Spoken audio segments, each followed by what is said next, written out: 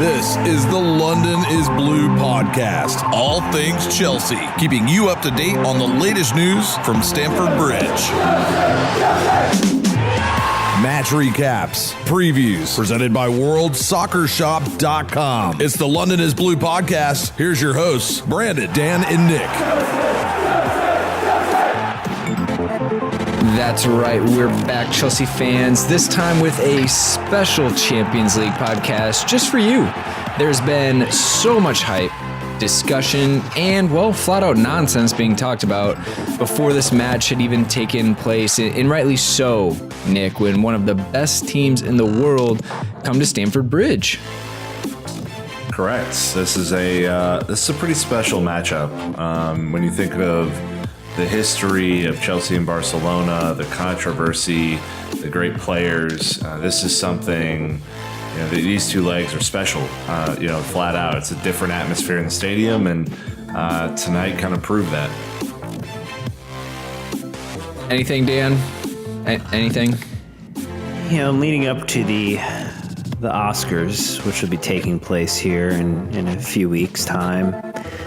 One will reflect upon the pageantry of such a moment, the acting, the performances, and the staging of certain scenarios, and really, some great awards could have been given out today, and truly would have given things like 3 Billboards or Shape of Water a run for its money. So very interested to talk about that as we go beyond the break.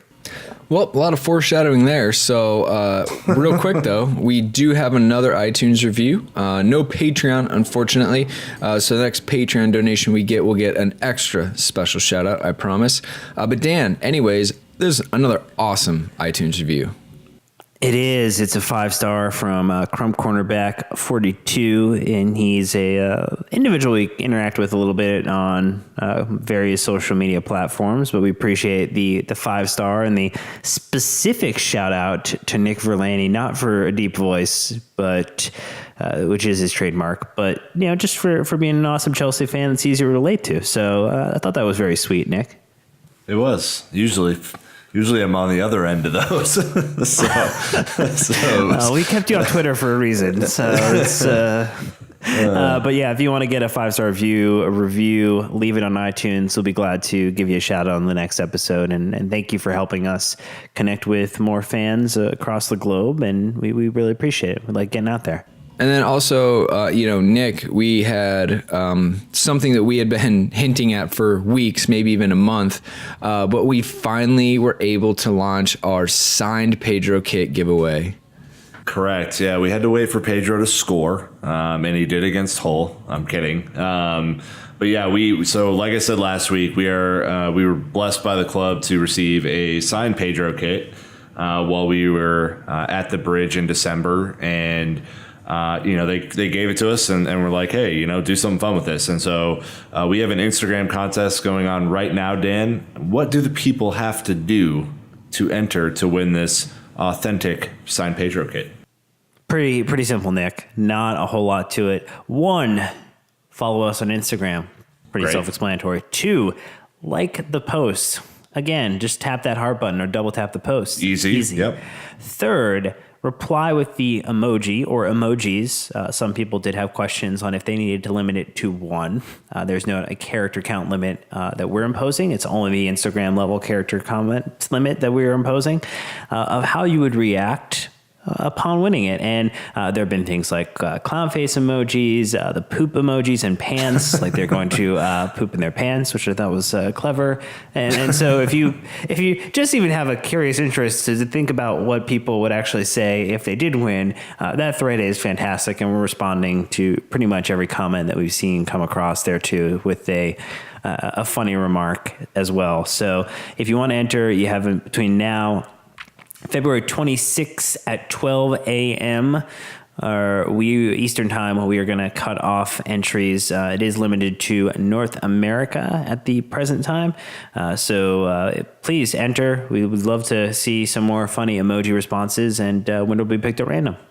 That's right. And just to give you a hint of like how cool this has been so far and like, what we're excited about, we have 590 likes on this bad boy, which is one of the steps. but we have 356 comments. So get in there. Let's blow this thing up. Let's make the club know that we have a strong contingent across the pond, and let's do this thing. I think to me the awesome thing for our listeners is even if you don't win this one, make sure to engage and interact with the post, because the more interaction and engagement we have, the more likely the club are going to be to give us another one. And I think we're really pulling for an Andreas Christensen this one next time. I think that Danish Prince. It will never see a competition. Dan's wait, yes, it will. It will see a competition. We're definitely going to give this a one away as he hangs it in his closet. I mean, the club didn't say we had to give it away. They just said, "Here you go." No, I'm only do kidding. something with this. That was the framing. I put it in a frame and I put it on my wall, and here's a picture of said jersey. All right. Anyways. So real quick before we get into the match review, we do want to point our lovely listeners, Nick, to World Soccer Shop, obviously because of the Chelsea gear, which much better experience than the Nike store. Correct. So worldsoccershop.com, go to the Chelsea side of this deal, and they have a new button down there. So it's kind of the new stuff that they've been getting in, as Nike's done this like weird release thing this year where they'll release training kits 4 or 5 times throughout the year. So you want to be checking this deal. The black stuff that they have right now is pretty nice. And as always, use the code LondonPod to get 10% off, Dan. It's the only way to really do it. It is the best way to shop for your Chelsea gear. All right, well, here we go. Match review time. This is why you are all here. It was Barcelona in the Champions League at Stamford Bridge, and it was on Tuesday, February 20th. Mark it in the calendars, especially you, Pharaohs. You were there. You were at Stamford Bridge, that lucky man. Lucky bastard.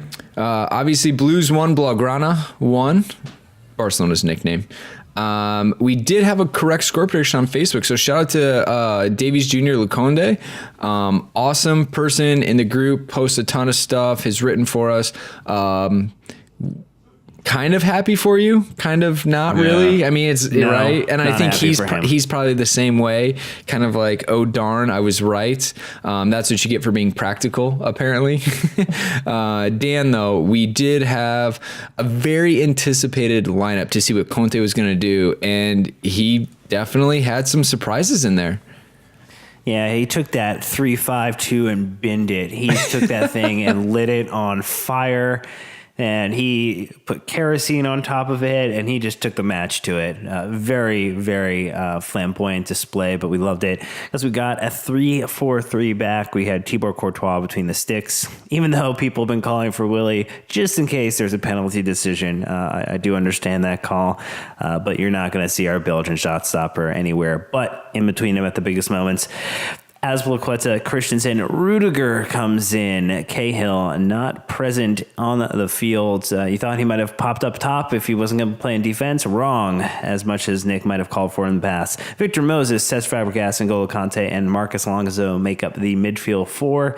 Willian, Pedro, Hazard, the front 3 leading the attacking line. Giroud and Morata both on the bench to start. Biggest surprise though, Nick, we had to talk about it. Ethan Ampadu does not make the bench. Your immediate reaction, I know you were pissed off about that. He's not on the roster. Yeah, you can't be on the roster, right? I know, but you were upset about it. I love Amps, man. And by the way, I'm gonna start calling him Amps just so everyone's cool with that. He's I love him. He's just not able to play. So was pumped to see our boy Hudson-Odoi on the bench, though. I mean, this is phenomenal experience for a guy like that. I think our bench is a lot more balanced these days. Zappacosta can play on either wing. You've got Cahill as a center back. Drinkwater in the midfield. A couple strikers. Hudson-Odoi can probably be put to a couple different positions in the attacking 3. And I remember bench lineups earlier in the season where we had no defenders or 3 defenders and not all of the people. So I'm pretty excited that our team is starting to really have a much better identity, especially after the January transfer window and getting people Drinkwater healthy. But I think that, at J King, Kingiela, Jordy on Twitter saying, what were your honest reactions to starting 11? I, for one, was pessimistic, to put it lightly. Max Applebaum saying it was definitely a better result than I expected before the match. He was fuming that Conte had Hazard up top. And then Triniche saying, thoughts on today's lineup? Would have expected to have a striker start. I think a lot of us did. We talked about this going into it, Dan. Are you going to do Morata or Giroud up top? There was never a discussion of, are we even going to have a striker? We talked about the advantages of being at home. And I even remember our Facebook group, super nervous, everyone upset. Our local Chelsea messenger group, same thing. But at the end of the day, it actually flowed pretty well. It ended up becoming about what the tactical decision was, and that was to absorb and counter. And while Giroud is not fast, Morata is faster, there are no three attacking players as fast as Willian, Pedro, and Hazard from a first team perspective available. And so if you're playing a game of quick breaks, passing interchange, fluidity, as much as you might want the target man to advance the ball up forward and have a beacon or a magnet up front to kind of pull the ball towards them, this made a lot of sense for what the plan was. And I definitely get, Nick, the initial reaction people had to the lineup, but I think once we got a chance to see it unfold and to see Chelsea absorb a little bit of that pressure early on, I mean, the end total was somewhere around like 70+% possession went to Barcelona. Like, we were playing a very specific game, and that's why our two tall strikers did not make the initial lineup. Yeah, correct. And look, I think we were all surprised to see the false nine, or if it's not a false nine. We've had some arguments with people about that. Then just a lighter, more fluid attacking lineup. It makes a little bit of sense, and certainly as much as I was doubting the fortitude in which it would kind of make throughout the match, it ended up being the right call. And our boy Nini was skeptical about Conte's tactics rolling into this on our last podcast, and we were as well. Antonio Conte absolutely bossed this game from a managerial perspective. He killed it. He was kicking every ball again. It was so good to see, and he got this dead to rights. I think the only thing that I would have changed is to bring maybe Morata on a little bit earlier than he did, but at the end of the day, kind of have to live with that. I think he was tremendous, and I think Brandon overall, just to start this match review off, I am so fucking proud of this team for the effort that they gave today. And I put this out on our Twitter account, just so proud of the way they fought and competed and really, showed that kind of classic Chelsea Champions League, never say die attitude. And I think, just credit to the entire team, coaching staff, everybody today, because that is something that we've been desperate to see. For sure. There was a lot of fight. There's a lot of spirit in the team, and it was really, really good to see. It's funny, you kind of look at the heat maps, right? And I get Barcelona, outpossessed us massively. But Chelsea were covering the field so well. 27% possession for Chelsea, but 11 shots, 2 on goal, compared to Barcelona with 73% possession, had 7 shots, 2 on goal. So I think that, it showed a lot of spirit and fight in the team, and part of it helps. It helps hearing the Champions League anthem at the beginning of a match. It helps playing under the lights midweek. It helps having Barcelona lining up across from you. And, the players definitely embraced it and, took it to heart and ran their absolute socks off. And it was great to see. I imagine that no fan that left the stadium, felt like Chelsea hadn't fought and clawed for every single minute in that match. I mean, even Fabregas put in a really good shift in a two-man midfield, something we really haven't seen from him at all. But real quick, let's go ahead and cover the goals because I just want to talk about Willian in the 62nd minute. He'd already smashed 2 posts twice, Nick. This one, he finally got it off a short corner, wide open at the top of the box. Took a little bit of power off and absolutely finessed it by placing it a little bit of bend and then tucked it right inside the near post. A little help from Rudiger. Yeah, Rudiger acting as the shield, so that Ter Stegen couldn't quite see it come off of Willian's foot, which is nice. I mean, Willian was the man of the match. He was dynamic. He was so impressive. This shot reminded me a lot of his second goal against Hull last Friday, and where he has that kind of starts it outside of the post and bends it back in, kind of a daisy cutter. Simply fantastic. Very unlucky to not have a hat trick, and certainly one of his best performances for Chelsea, I think, flat out.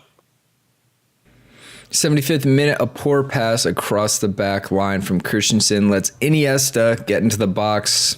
Fortunately, he peeked out Messi, and it was a one-time finish, Dan. Yeah. It was a crappy goal. It was just soft. They didn't really earn it. I think that was the hardest part to stomach. Yep. Absolutely. Yeah, that's probably the best way to sum it up. And I think that there's a couple things. I think Pedro is kind of running back to the action, to try to get back and help out. Fabregas is kind of just like pointing someone else to try to help getting there and close it down, and not maybe running as quickly as he could have. I think there's a lot that all systematically just started to fall apart in that exact moment. And I think Conte made the point in the press conference afterwards is you can play the best possible game. You can execute the tactics perfectly, but all this Barcelona team needs is the scent in the air that they potentially could score and capitalize on a moment. And they did. And when you look at the way that the luck swung this way, Willian could have had a hat trick and we could have been up 3-1 going to Barcelona feeling really, really comfortable, really, really confident. And instead, we are now in a position where we're going to look at needing to win and not allow Barcelona to score because the away goal is going to haunt. And yeah, it's a bit of a bummer. But, I think bad pass from Christensen. Fabregas could have closed down. Pedro should have tracked back a little bit sooner, but there's a lot of culpability to that goal. I will quickly say, and we'll get into Christensen's overall performance.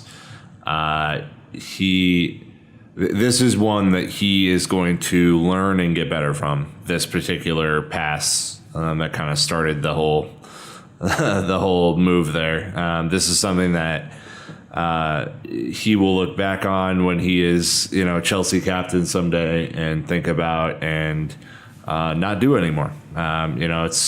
He got burned a little bit there, Brandon, and that's just the only way to look at it. Yeah, for sure. Starting from the beginning, Conte's impact on this match is, it's not that long ago that he was essentially written off. There was no way he was going to be in charge for this match. And then he comes out and does what he does with the lineup and the way the team's set up. And I think he earned it. I think he proved a lot of people wrong. And not necessarily the fans, though. The fans, the only thing the fans have been missing from him is the passion, and we got that tonight. So on Instagram, Real Trigger, with a T, says, "Can we all appreciate Conte for his tactical masterclass?" Nick, are you very appreciative of Conte? I'm very appreciative. Yeah. Look, there has been a lot written about him this year. There have been opposing teams' jerseys handed to him.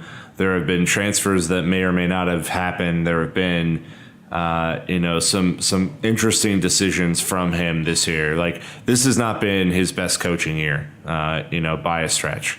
However, when everything was on the line and he knows, going into this match that his team is not as good as the team on the other side of the field. They haven't shown it all year that they could be as good as Barcelona. He doubled down into his philosophy and got his team to summon a performance that I am, again, I will say this probably multiple times on the show, I'm very proud of. He summoned a performance that was unlucky to draw flat out. I think we outplayed Barcelona for stretches of this game, and if you're a possession person, then I'm not going to beat you on that because the possession numbers are so lopsided. But if you're an overall impact and quality of chances created and overall stability and defensive solidity person, Chelsea outplayed Barcelona flat out today, and most of the major publications are sharing that. Although they're highlighting that Messi finally scored against Chelsea, which is okay. He's the greatest ever. It was bound to happen. Antonio Conte, Dan, deserves all of the credit for this tactical masterclass, and I'm glad that he's getting some of that. I will say, Nick, your bar trivia question of what team has Messi not scored against in 8 or 9 appearances is now not valid as a question, so I'm sorry. Okay. I know that you do tend to normally smash it on the sports section of pub trivia. I would imagine that. Yeah, I think from the distribution of the game plan, from getting the players to execute it, I think A+, lineup selection A+. I think the only thing, and we talked about this a little bit earlier, Nick, is that you mentioned that the substitution for Pedro and starting to kind of rotate some players in to keep legs fresh, to keep kind of chasing a second goal to break on the attack. I mean, to Pedro's credit, I think he had gone 50, 60 minutes of basically sprinting the entirety of the ground.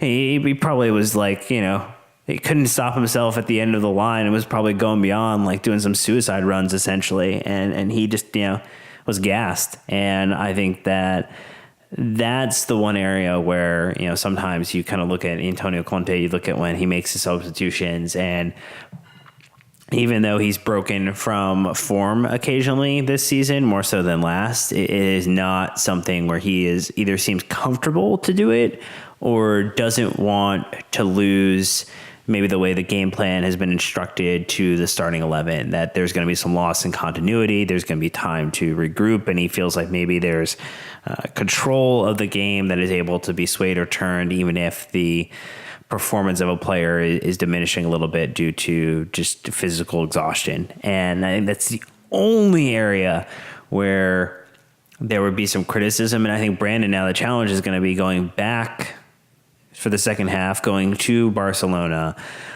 How did they come up with either an alternative game plan? Because, I think Barcelona is going to know that this maybe is, something Chelsea is comfortable with. Chelsea are going to need a win, but ultimately, maybe they have to think about another tactic entirely. Yeah, possibly.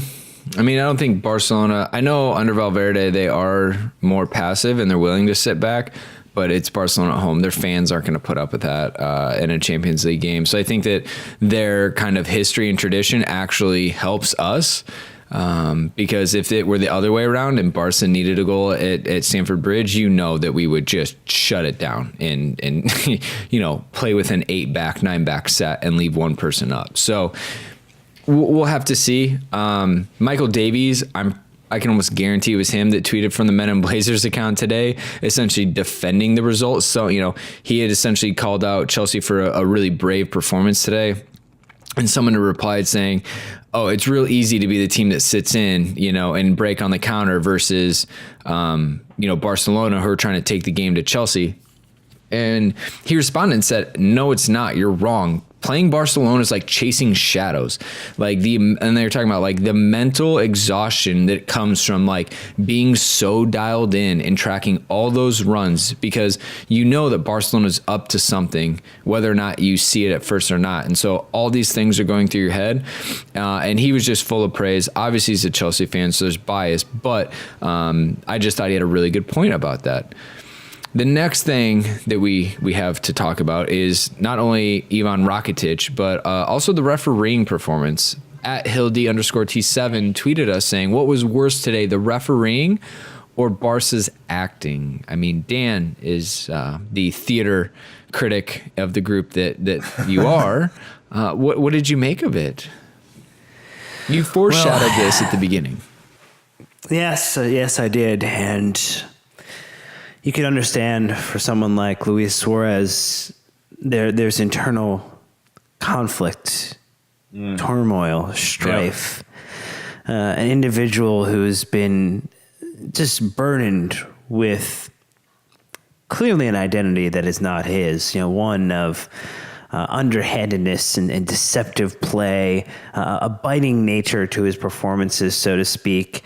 And today he turned in a performance that rivaled, I think, many of the Best Actor nominations. Gary Oldman, apparently after this episode of Chelsea versus Barcelona Champions League edition 2018, was quoted as saying, "I give up. Not even all the makeup and CGI effects in the world used to turn me into Winston Churchill can compete with the acting ability of Luis Suarez." And Nick, I was shocked. I read that and I was, I was floored. I mean, Ullman, odds-on favorite to win the Oscar this season, and really just applauded the efforts of the one Luis Suarez. It was excellent.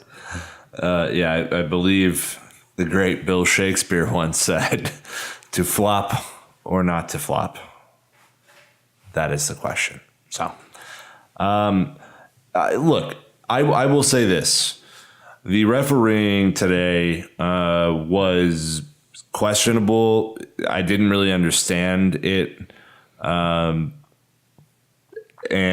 frankly, it was not very continental, I guess. He let a lot of stuff go, and a lot of stuff being that Rakitic shouldn't have even been on the field past the 35th minute. He gets an early yellow card and then commits 2 more yellow card fouls right after that. And I'm not shocked anymore, guys. Like, I'm just not. Chelsea Barcelona is a really tough match to referee, and I understand that. So, like, I don't want to put all the burden on this guy. But holy hell, man! Like, Suarez has 50 dives before he gets a yellow. Morata comes on 1 minute for dissent and he has a yellow card. There's just things that are not equal there at all. And, the only thing I would credit him is the game didn't really get out of hand. There was no, kind of extra vicious stuff in there. But that's fair. At the end of the day, like, I just want consistency. I want a yellow card challenge to be a yellow card challenge, and I don't think it's too much to ask. Rakitic, after getting just demolished by Alonso with a Cruyff turn nutmeg, which is that the first time ever with that? I'm not sure. Again, like, there are 2 more fouls after him, kind of that embarrassing moment for him that he shouldn't have been on the pitch, and the Fox Soccer guys are telling us that. So if the Fox fucking soccer guys are telling us that, and they, I don't know. I struggle with the refereeing. We've struggled with it all year. I don't understand it, and we're not going to get any favors of the new camp either. Hey, Nick, I'm wondering, did you see Sam Rockwell's comments after the match too?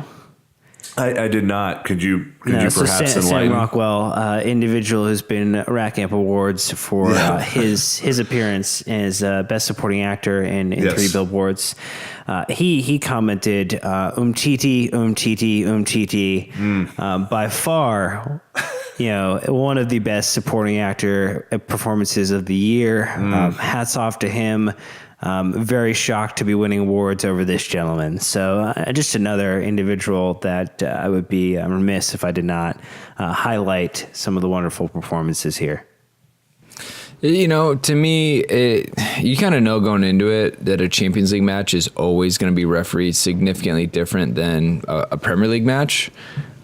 But at the same time, you also expect a Champions League referee to be way better than a Premier League ref. And I think he probably still was better on the average, but he's better than Pawson, but like that can't be our bar. Exactly.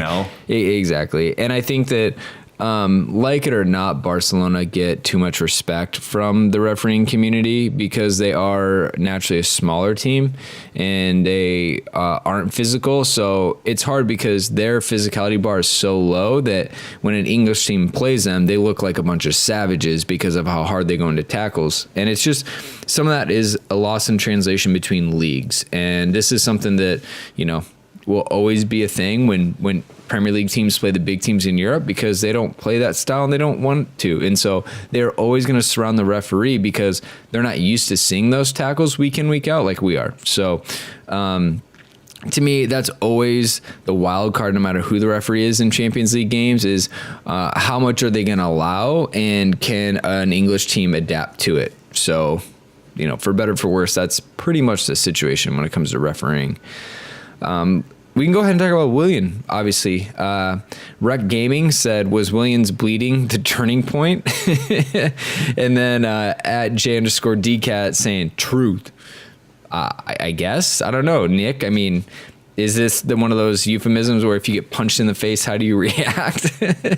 Yeah, I know what he means because he was off the field for a little bit of time right before they scored. That kind of stuff happens in a match. I'm not worrying about that. But I think the bigger story is after not being able to place passes to his teammates in previous matches, Willian has come through in the last two matches with man of the match performances and just turned it up to 11.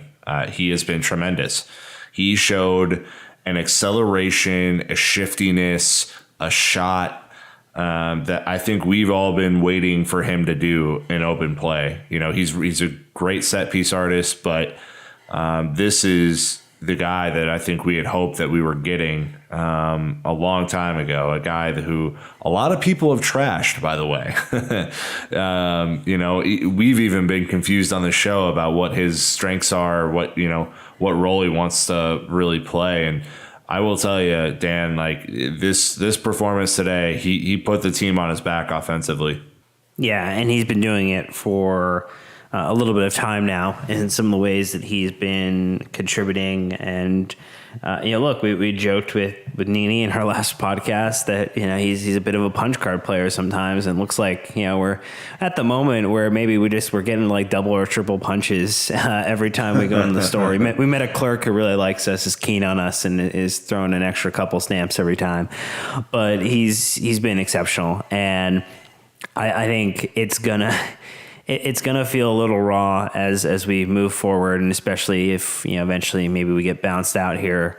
That he was centimeters or inches off of potentially pulling off a hat trick, and it would have been his single best performance. Not even maybe just as a Chelsea player, but as a footballer. It would have been one of the nights that I think he would tell his kids, grandkids, great-grandkids about. And he was very much robbed by the woodwork. And, the woodwork has been our friend at times, a la Kevin De Bruyne last season. This moment, it was not. So, unfortunate for Willian because he just played out of his mind. Yeah, tweeted out Williams about 10 centimeters away for having one of the most amazing hat tricks ever. So, or Fabulous on Instagram saying, will Willie be willing to stay consistent? Obviously, we can always hope. We can always hope that your alliteration is true, and he continues this fine run of form. Because we've said Pedro hasn't really been at it compared to what he was last season. But anyways, Christensen, go ahead. Can I make a quick plug for Pedro? I think we touched on it earlier, but his effort today was outrageous, and he chased everything. I have mad respect for a guy who wasn't really a part of the offensive game plan and still just went out and did his job and chased and harassed and was all over the pitch. That's all we need to say about Pedro. He didn't really do much else, but just want to give him his credit because he did something that a lot of players would turn their noses up at. Well, I think, he also has such an intimate knowledge of Barcelona. I know that they've changed since he's been there, but I bet he brought a lot of insight in kind of how to squeeze them based on what the players like to do. So he probably was feeling confident when he closed down people. He knew what exactly he wanted to do, which helps obviously a lot. Rolling on to Christensen, how did he hold up in his biggest test yet? At Jared Andre 3 saying, Conte got the tactics right. Big mistake from Christensen. Cost us, but he's been great for us, so we can't get on him too much. We can go to Barca and win if we play with that same level. Drew Becker 89 on Instagram, a little bit different take, saying, obviously Christensen has been playing very well since taking over the starting role from Luis. However, his dreadful pass cost us today, his dreadful pass cost us the win today. Did we miss the experience of Luis? No. No. No. No. No. Nope. All right. Nada. So next one up, Conte versus Messi. Conte back to his superhuman best. We need to talk about it. We should just rewind for a second because I think we'll skip back past the fact that Christensen has been a revelation this season, and he's decent.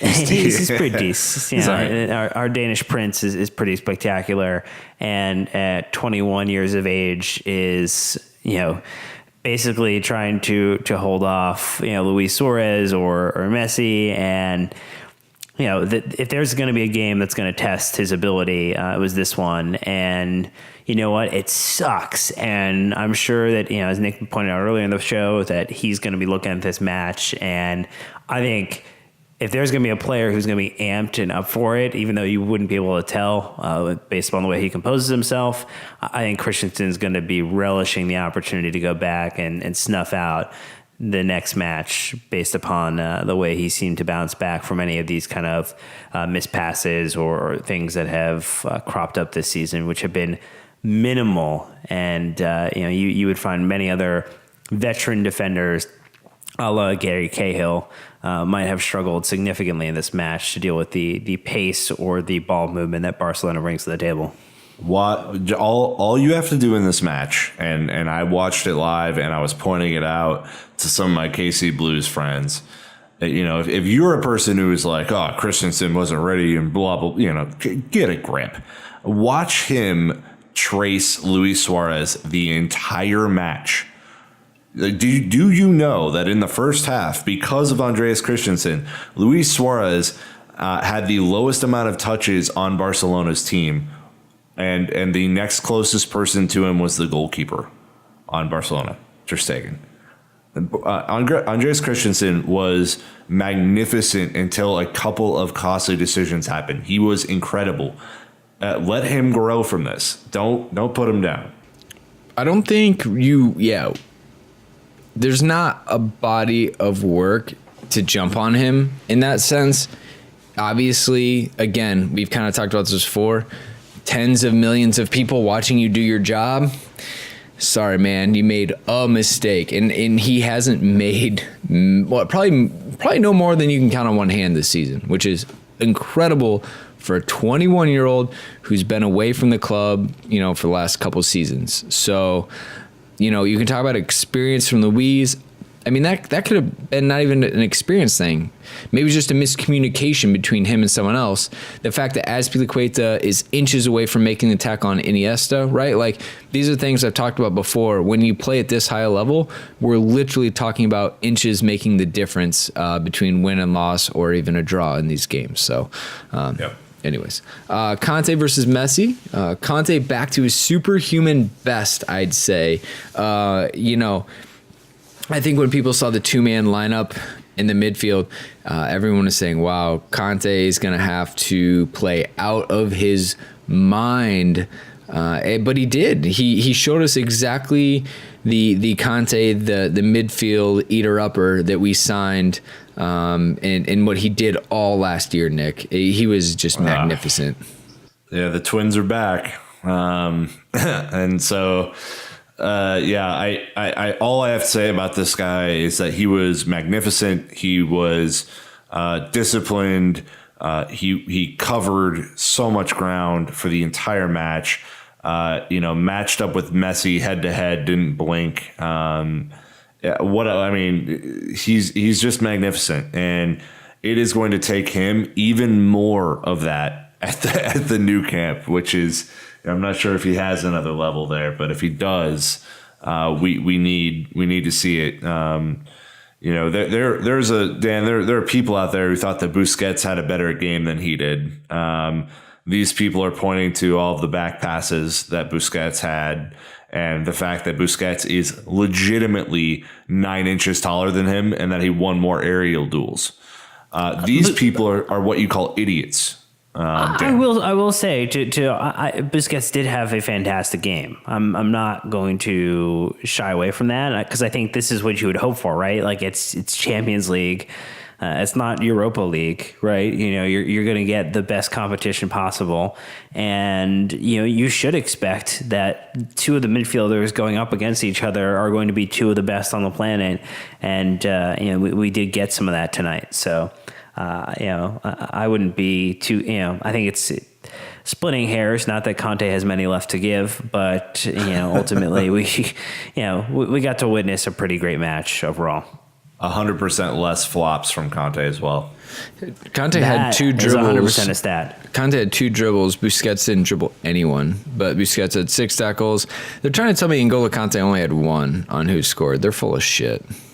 That is correct. All right. Anyways, and it says Ariel's won. They got some great information on that website. They're not actually normally they do garbage. Ariel's won. They did have it at 2 apiece, so that would debunk that argument. All right. Well, let's go ahead and just kind of wrap this up with looking ahead at the return leg. Man, we had so many tweets on this at VFactor07 saying, "Why are people so quick to criticize a manager who has so much experience? And what would your preferred lineup be for the return leg?" A lot is going to happen before then, so it is way too premature to guess that. Janique saying false 9 again for the reverse leg, ? It worked pretty well today, but I always feel that we're more dangerous with a focal point, and we need a goal, at least in Barcelona. At Newfall Map 18 saying, can we call Ramirez and Torres back? Need that 2-2 away draw. Winky tongue out smiley face. Anyways, we'll get through the rest of them. But Dan, how are you feeling going into the return leg? Obviously, we need a goal to match Barcelona's away goal.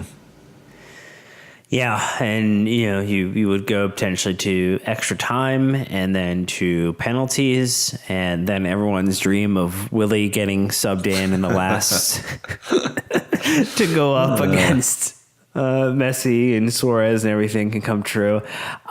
I will say, you kind of deify things that you don't see often, right? Or that you don't have super exposure to. And Barcelona are probably one of the best beneficiaries of that in the world, mainly due to Lionel Messi and the way he plays and just how, GOAT-like his performances can be. And I think you got to see in this match that the humanity of Barcelona is more real than the godlike or demigod status that they are often provided. And I think that gives hope, gives players the understanding that they can go and do this. A manager knowing that he got his tactics right and can potentially review substitutions after the fact. And a fan base and supporters who believe that this is possible. And all of that lines up into an equation, Nick, that I think produces a possibility for something special to happen, because you're going to need another game where everything goes your way as much as it possibly can outside of 2 woodwork goals.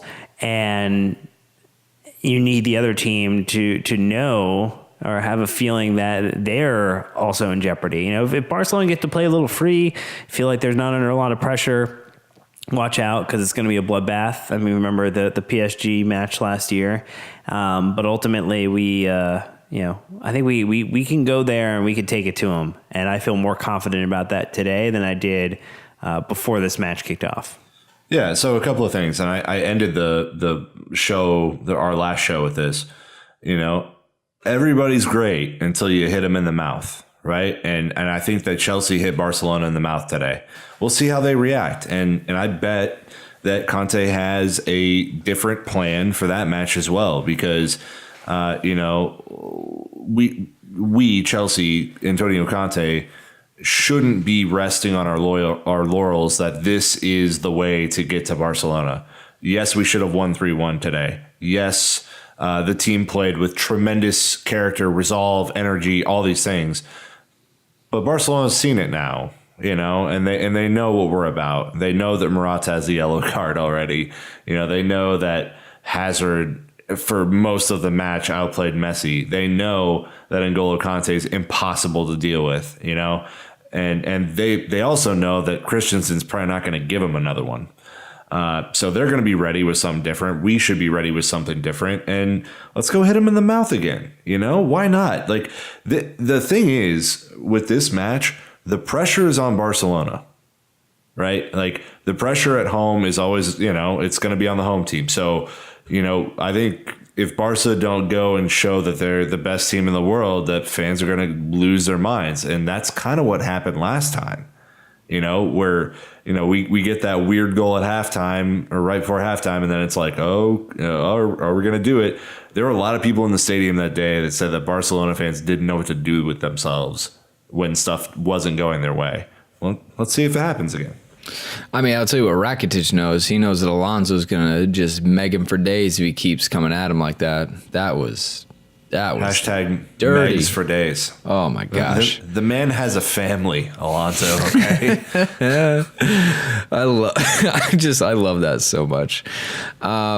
It's going to be a big return leg, obviously, but that's what it's all about. And Chelsea, I think, can take a lot of positives out of tonight.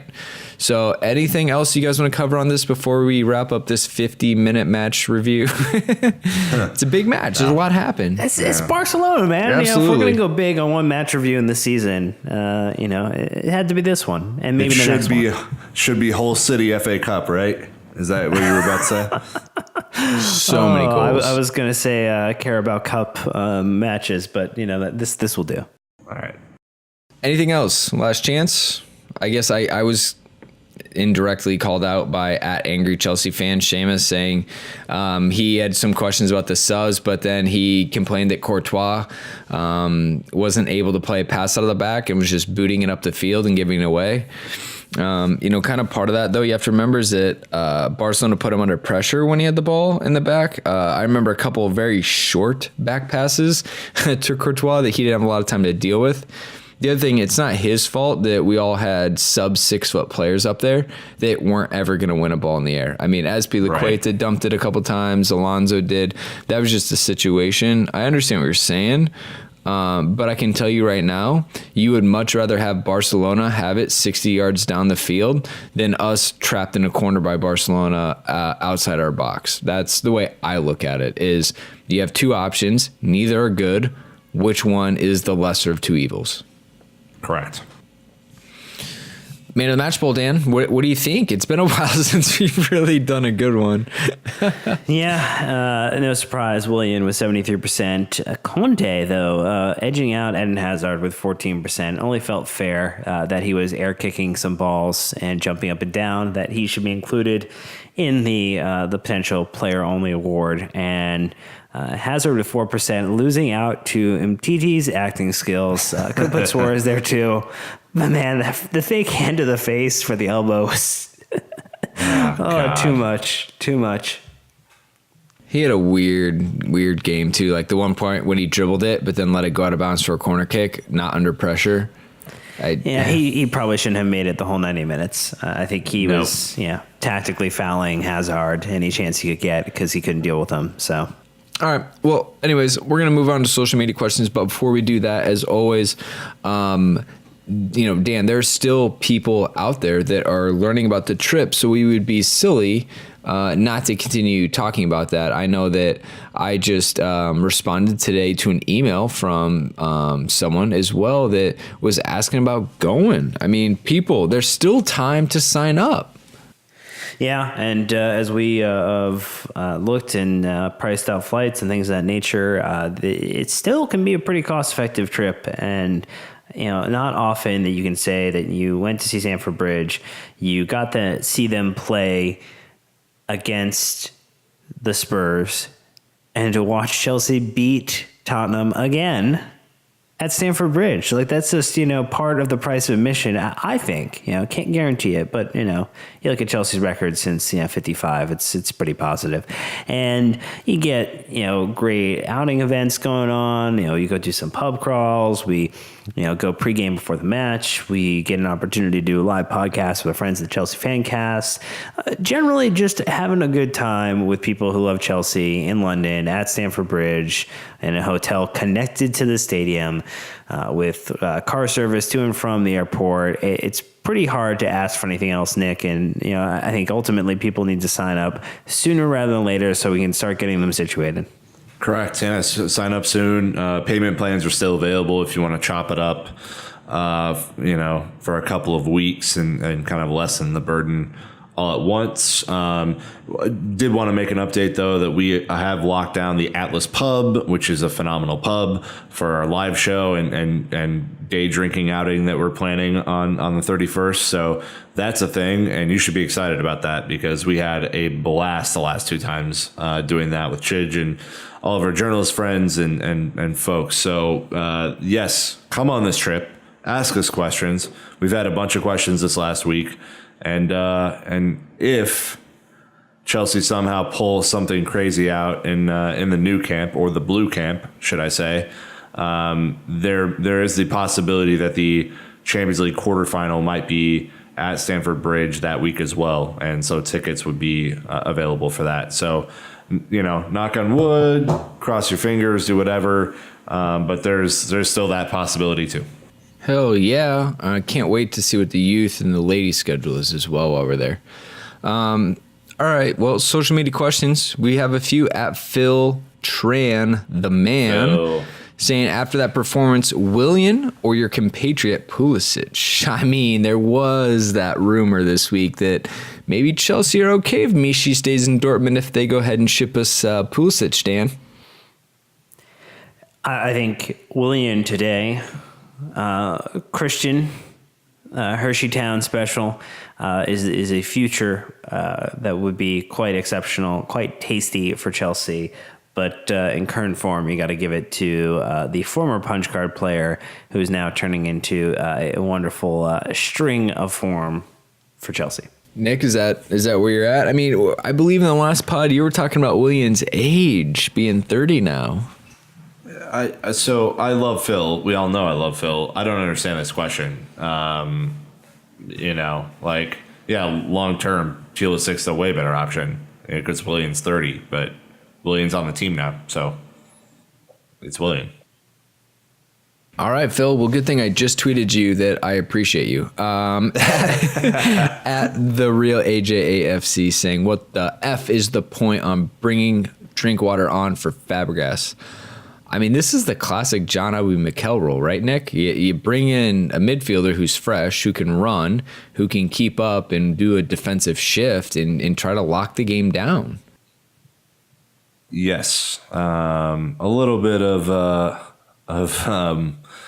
English beef in there. I think a guy who, if the Barcelona players had been feigning fouls all match, that he would actually make them feel what a foul feels like. I don't really understand Drinkwater right now, and wish that David Luiz was in better spirits with Conte, because I feel like he would be an ideal midfielder to come on late and start pinging passes around. But for now, we have drinks. We hopefully we'll have Barkley back at some point, to kind of fill that role. But that's the list. Bakayoko doesn't even come to mind right now. All right. At Meringue Joey, I know he had a list of questions, but I'm going to pick the last two. So he asked Dan, why do the media say Barca dominated the game? And is he biased, or is the media? Obviously, he disagrees. 73% possession would be the reason why. Chelsea absorbed, which from a perspective, if you're just watching some highlights or some clips, can make it look like it was all Barcelona all the time. And I think there's a level of biased nature to all of us. So I think that's more of I'll leave that as a personal question for you, Joey. I mean, I think that, there's some arguments, obviously, like the fact that, Chelsea had just as many shots on target and they had more shots in general today. I think that that's worth a shout. The fact that Chelsea had more tackles and more dribbles. There's some subtleties in there, Nick. I know that I was looking at our tweets today, and people were talking about getting in a huge emotional argument of Conte versus Busquets on Twitter. And, the biggest thing was that, Busquets had way more passes and touches.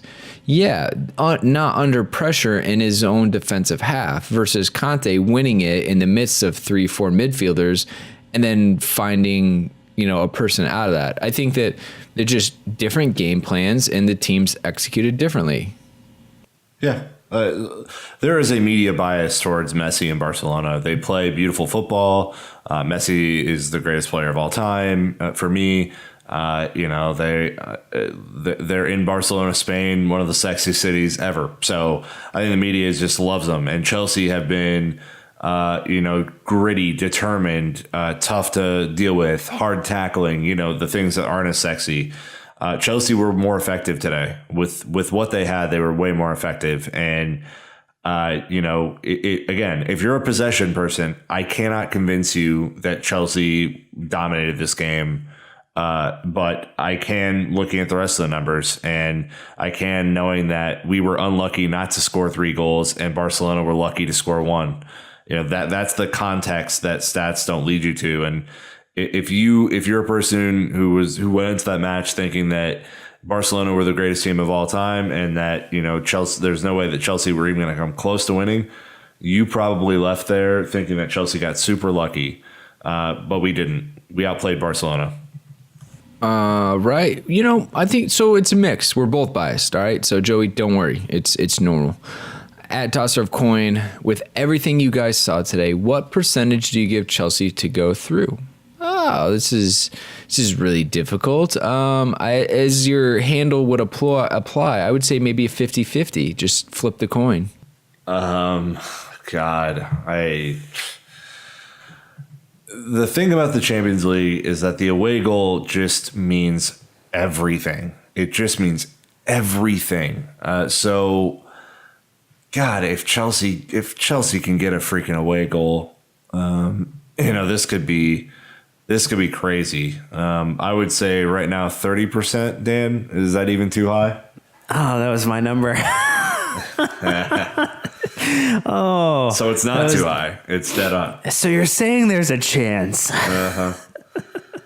No, I think 30s is. I mean, look, you don't have the benefit of playing at home, which would be nice in the second leg.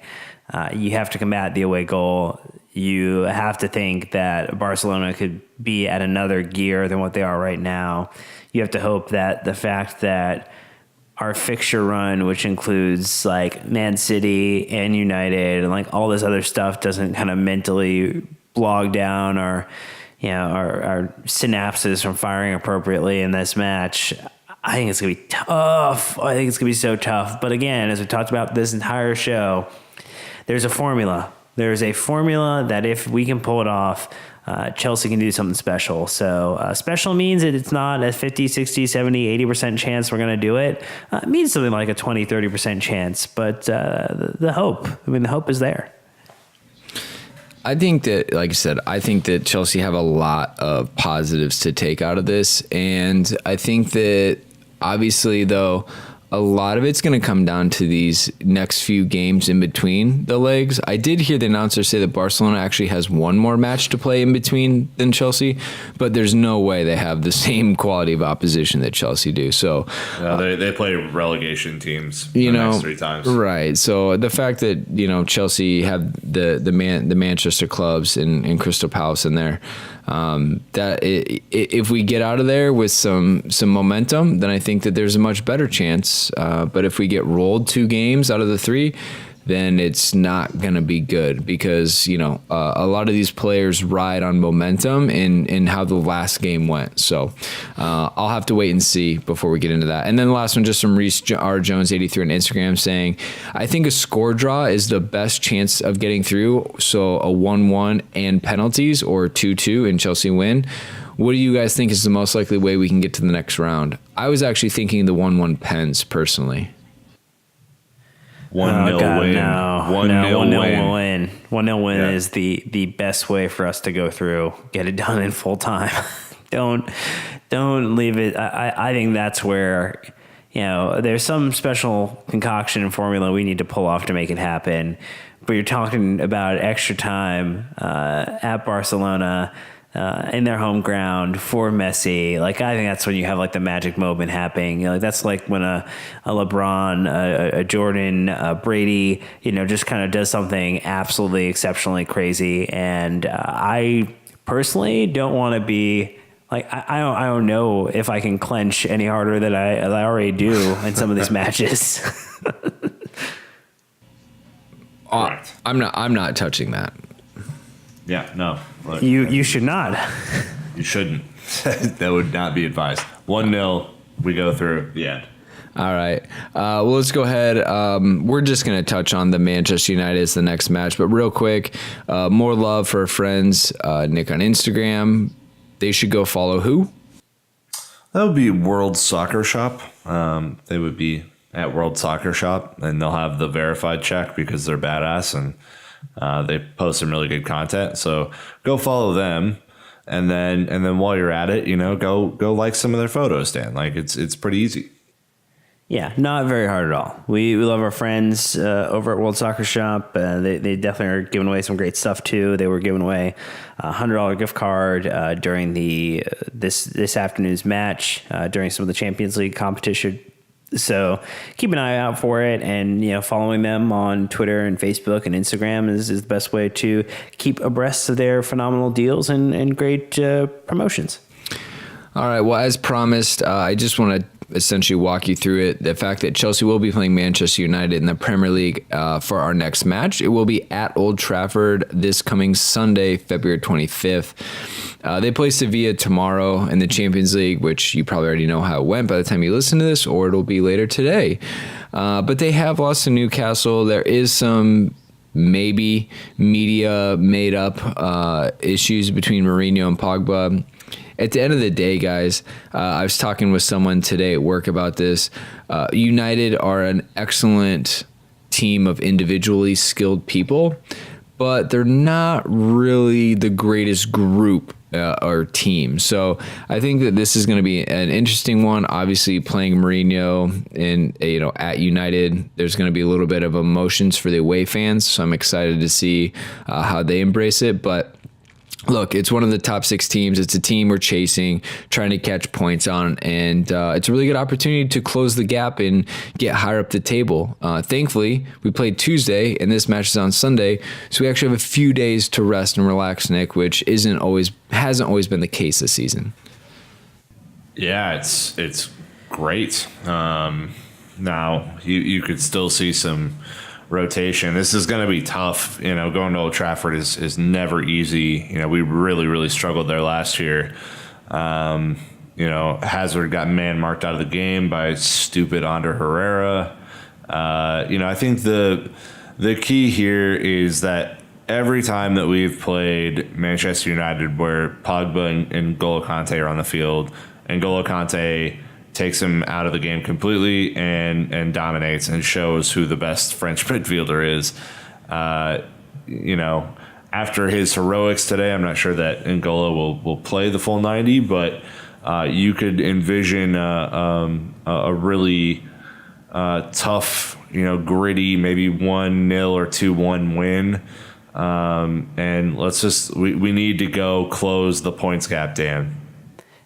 I will venture a chilling statement that if current results hold, if you look at the competition we have to go up against for the remainder of the season versus our other friends in the slots 2 through 4, because one is so far ahead that really you're fighting amongst 3 spots.